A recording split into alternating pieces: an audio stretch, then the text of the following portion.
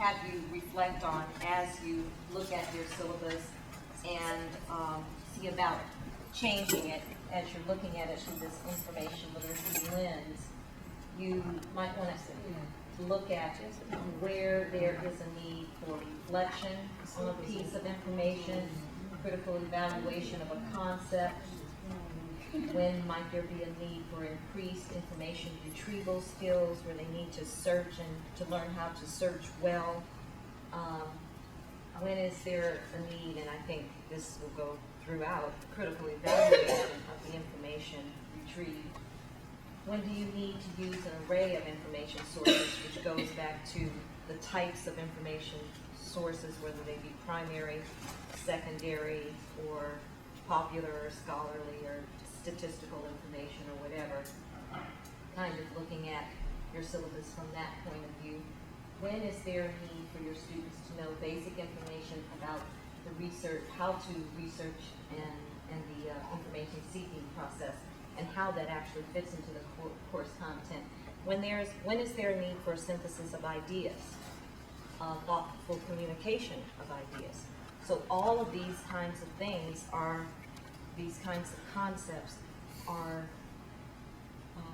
information literacy concepts and ideas, and those are, they're really kind of already there. But as you're looking through your syllabus, if those kinds of things jump out at you, then there might either be an assignment. And you know, we've been talking about an assignment, but it's the appropriateness of the assignment. If you come up and you've added 10 things in a semester for your syllabus and they're just kind of there to be there because you're in ESILI too, that's not going to work. But so we're not saying that that is the goal, but really to have meaningful, valuable things that will help to not only engage students but to promote their learning. So it may be just some of the things you say, so that students understand that you understand the importance of good quality information, that kind of thing. So not all the time does it have to be an assignment, but it could be also part of your lecture. So we are going to spend the next hour working on this with your with the librarian teams, and we will probably take, you can get up and take a break whenever. What we're also going to do, this is Friday. It's Friday in the afternoon. So if we finish a little early, that's a wonderful thing. We aren't going to keep you here until 3 o'clock just because, but as long as you feel like you have a good start, that is a good point of departure, that is when we will stop. And if that is at 2:15, then we will wrap up at that point. Okay? Monica and I will be just roving around as you go, so we can listen in. Are there any questions or comments before we start doing that? What Yes, is Sandra. the appropriate spot to in the syllabus to add the art? If you have a research paper, do you have a research paper? Yes. Then I think at the beginning, do you ask them to do a proposal, or what is Yes, your yes. process? I think at the point at which they need to turn in their proposal, that they should probably, actually it would be nice, is that printable? Their art? They can send it by email, they can send it to themselves, so maybe they should staple their assignment research calculator piece of paper, that printout, to their proposal, so that you can see what their process will be. That's not a bad idea, since they can email it to So themselves. their own sort of deadlines to be Yes. And I think that really helps students to realize that this is a process and it takes some time to do a good job. Art stand for academic Assignment research calculator. assignment Research. Calculation. It's just a sort of a timeline for the process, right? Yes.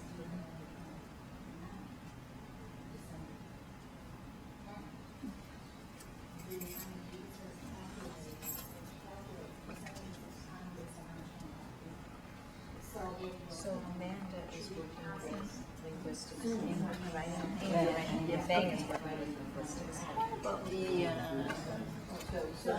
Andrew tutorial. You see, what is it called? Finding, searching, and evaluating books and articles. We're kind of focused on her class, which was actually outside of our proposal. Well, So yes, you guys talk. I guess I'm gonna hit our that. proposal was about Psych 42, which is a required stats class, and 144, which is a required research methods class. Was that 144 and 182? No, 144, which is the required research methods class, and 182 is a required capstone course. But I've been actually working on applying it to my class, which is multicultural psychology. And we talked about the developmental perspective in terms of, okay, lower division psych courses, maybe this is what we should do. Research methods gets this part of it. What would an upper division psych class like mine do with information literacy? And so we've been searching the internet for guidelines for information literacy for multicultural psychology or multicultural. Coming up a little short. So Jen had this great idea. She said make it a student project that they develop, you know, they define multicultural information literacy as a class project. And they come up with a website or a blog or a wiki, and they put their sources on there and that kind of thing. So that's what we Oh, I'm looking forward to hearing what you do. That sounds good. I'm really jazzed by this wonderful community of practice that you all have, and it's even though you are coming from different disciplines, I can see where just one idea, the kernel of an idea, sparks another one with someone else. So, and that's why the group process is so great. Anything else before we review our agenda? I just have a question, because I'm intrigued by the idea of concept maps. Is there information about it in some of this stuff here?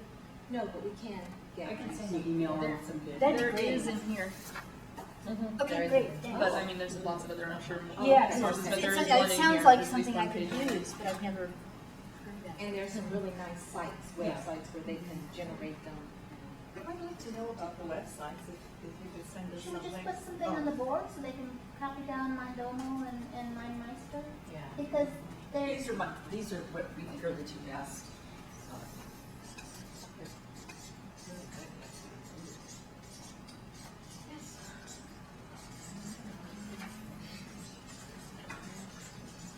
and in the assignment research calculator in this section for choosing your topic, we talk about, a little bit about brainstorming, about concept maps, and about, what do we call it?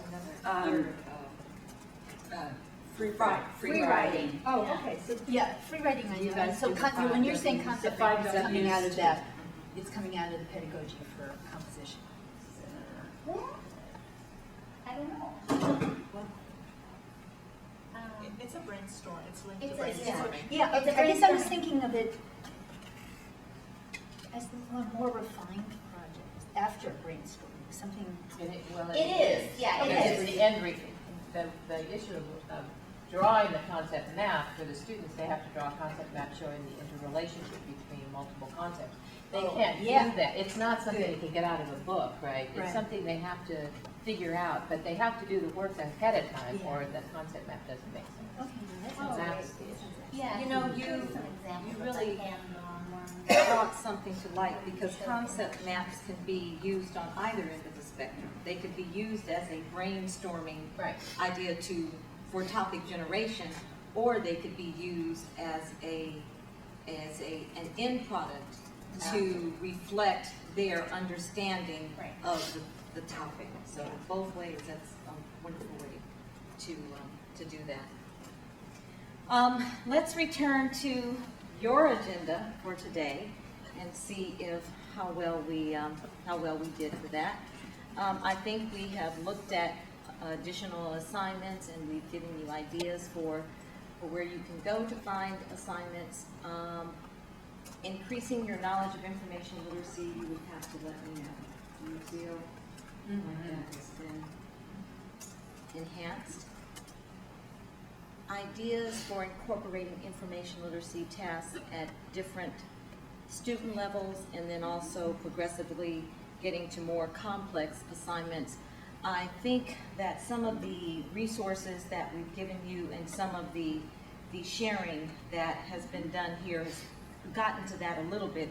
But as I was talking to Christine and Jen and Allison in the back about, she was saying, what does information literacy look like in an upper division psychology course? And that goes back to what Sandra said this morning. How do you build in more complex information literacy assignments over time? And I think I heard as I was passing here, they were saying, okay, you go in and a librarian comes in and teaches basics, okay, then what? I think we have to just kind of maybe turn to Bloom's taxonomy and kind of look at it through that lens to see if we can get farther up the pyramid to synthesis and application. So, for example, in psychology, it may be that they learn basics of searching in a general database, but in an upper division class, they would really kind of learn the ins and outs and how to use PsycInfo effectively. Maybe they would do more synthesis types of exercises for delving into a study instead of just doing a deep reading of an experiment or a study, an article like that, a research article, instead of just the evaluating of an article that they found, but really talking about the ideas that are in there. So it's from a disciplinary perspective, that one is kind of tough. The place of information literacy in the humanities, was that touched upon? Oh, yeah, I think I Okay. get it now. And then the lifelong learning, it's lifelong and we're learning. Okay, before we close out, are there any final comments or questions that you might want? And then I'm going to turn it over to Monica to give you some administrative information, and we're going to do a little assessment. Any closing questions or comments about the workshop content?